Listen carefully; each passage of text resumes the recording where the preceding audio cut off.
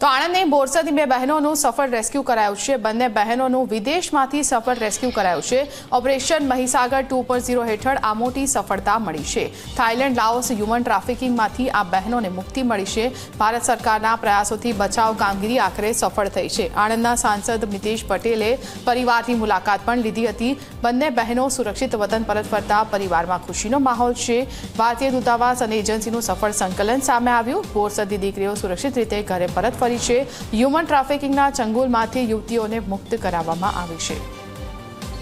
બંને દીકરીઓ અત્યારે ડરેલી છે, બી ગયેલી છે, બહુ બોલી શકતી નથી, પરંતુ એ બંને દીકરીઓના મેં વાર્તાલાપ કર્યો છે અને ઘણી બધી વિગતો પણ મેં મેળવવાનો ટ્રાય કર્યો છે। ખરેખર જોઈએ તો આ બંને દીકરીઓ આજે જે ભારત દેશમાં પાછી આવી છે, બોરસદના કાવીઠા મુકામે પાછી આવે છે। બોરસદની કાવીઠાની બંને દીકરીઓ અત્યારે સેફ એમના ઘરે પહોંચી ગઈ છે। એમની મુલાકાત લઈને હું આવ્યો છું।